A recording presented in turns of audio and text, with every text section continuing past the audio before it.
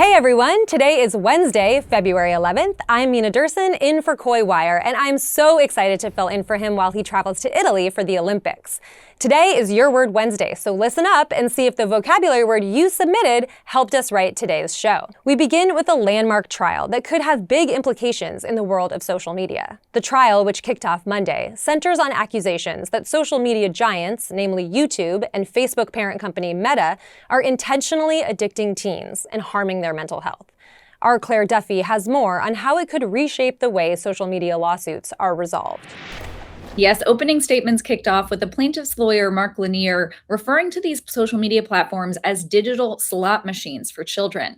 The plaintiff in this case is a 20-year-old woman known as Kaylee, who says she started using Instagram and YouTube as a young child and accuses the platforms of intentionally developing addictive features, things like their endlessly scrolling feeds and late night notifications. And she says those features caused her to develop mental health challenges, including anxiety, body dysmorphia. Now, we also expect during opening statements to get a sense of how the companies, Meta and YouTube, will form their arguments in this case. And the companies have said that they reject this idea that their platforms cause young people mental health challenges. They also indicated during jury selection that they plan to argue that Kaylee's difficult childhood and abusive father were responsible for her mental health challenges rather than these platforms. I'll also read to you what a Meta and YouTube spokesperson told us about this lawsuit. A Meta spokesperson said, "We strongly disagree with these allegations, and we are confident the evidence will show our longstanding commitment to supporting young people." A YouTube spokesperson told me, "Providing young people with a safer, healthier experience has always been core to our work.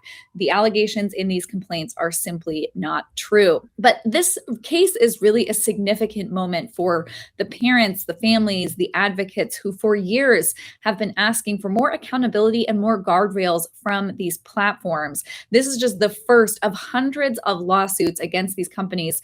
And it really could have significant ramifications in terms of how those other cases are resolved. If Kaylee wins this case, we could see the tech companies on the hook for monetary damages and requirements to make changes to their platform. So something that we'll be watching very closely as this trial plays out. It is expected to last through the end of March. And we also expect to hear from executives from these companies, including Meta CEO, in the coming weeks. Back to you.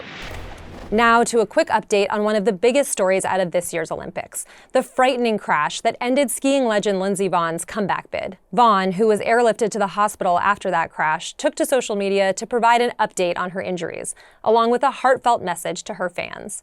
Our Scout Richards has more.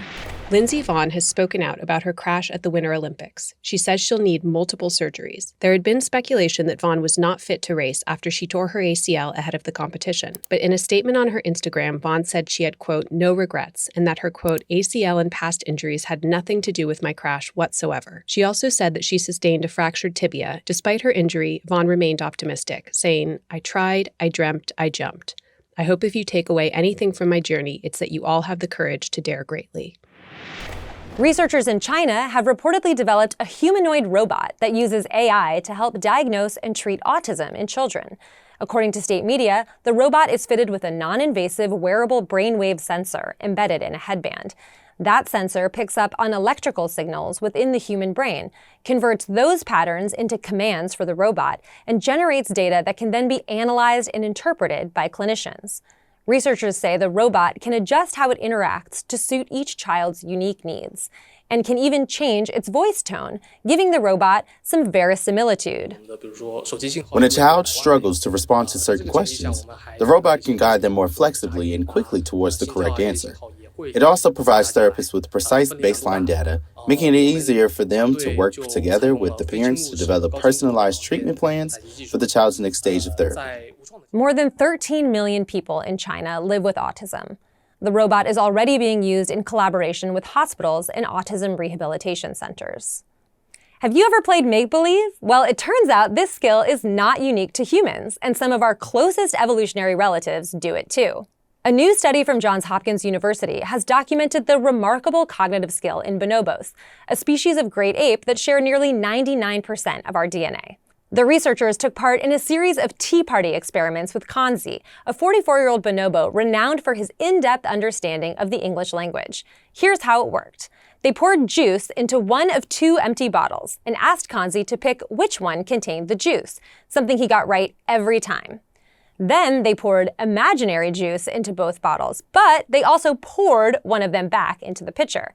Kanzi was able to identify which bottle had the imaginary juice a remarkable 68% of the time, higher than if he'd picked at random. The researchers were able to replicate the study with an imaginary grape, which Kanzi passed with flying colors. The behavioral breakthrough has led them to conclude that this capacity for pretend play is not uniquely human, paving the way for it to be studied in other great apes. And it's time for 10-second trivia. Who was the first solo act to headline the Super Bowl halftime show? Was it Diana Ross, Michael Jackson, Paul McCartney, or Beyoncé? If you said Michael Jackson, you are bad to the bone. The King of Pop made his debut on the Super Bowl stage in 1993. His record-setting performance drew higher ratings than the game itself. If you saw the bushes moving during Bad Bunny's Super Bowl halftime show, you weren't imagining things. They were performers. CNN's Zane Heinlein spoke with one of the volunteer actors about blending in during one of the most watched events of the year. 40,000 people are rumored to have applied for the Super Bowl halftime job. The gig, be a bush, but not just any bush. One in Bad Bunny's Super Bowl halftime show. Like this is just the arm piece. Like this is just what goes on my arm here. There's another arm piece that we get, and then there's a headpiece and a backpack and a tunic and a shoulder. Like there's a whole process. Atheist flew around 2,500 miles from Philadelphia to San Francisco for the job. The requirements were you had to be between 5'7" and 6 foot, no bigger, no smaller, and you had to be somewhat athletic and marching band experience, which I kind of had, and also comfortable with wearing a 45-pound costume and not claustrophobic. Ithia says organizers opted to use people instead of carts with props, since there's a limit to how many can be on the field at once. But one of the hardest parts, he says, was keeping the gig a secret. It was a very serious NDA. They dropped like 40 people from this because there were people that shared stuff on TikTok. While he didn't get to personally meet Bad Bunny, he says just playing a small part in the show was more than enough. As a Jamaican, being surrounded by, people of all these different cultures and ethnicities, and, a Puerto Rican superstar that is, on a global scale, we all feel like, we're Puerto Rican, last night. But at the same time, we all felt human. We all felt like we were people of the same planet.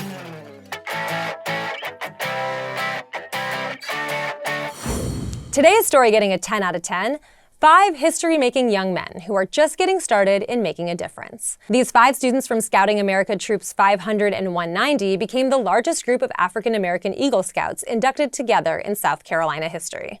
Not a lot of individuals get to achieve this rank. It's a very small percentage, and being amongst the few, especially as young black men, it holds a lot, The 5 teenagers earned Scouting's highest rank, and to achieve this, they had to master at least 21 merit badges, serve in leadership roles, and complete service projects with the intention of creating a lasting impact on the community. They hope their journey encourages others to take the same path. Across the country, only around 6% of Scouts reach Eagle, a rank earned through years of commitment and service. These Scouts say they plan to keep paying it forward. It's my home church, so I plan to come back and help out with the younger generation. We have people that are former Eagle Scouts that come back and help us, so I just want to return a favor and help out somebody else. Their Scoutmaster says this milestone is only the beginning. This is just a monumental occasion that's going on because these young men, I've been with them for a long time, so I know what they're capable of doing and what they will do in the future. All right, superstars, congratulations to our Your Word Wednesday winner, Talcott Homeschool in Durham, New Hampshire, who submitted verisimilitude, a noun which means the appearance of being true or real. Thank you for making us a little bit smarter today. And I have 2 shout-outs for you today. This first one is going to Miss Smith at Burton ISD in Burton, Texas. Go Panthers! And Mr. Hammer's 5th grade class at Pleasant Ridge Elementary School in Glenview, Illinois. Thank you for including us in your classroom. Hope you all have a great day. I'll be back with you tomorrow. I'm Mina Durson, and this is CNN 10.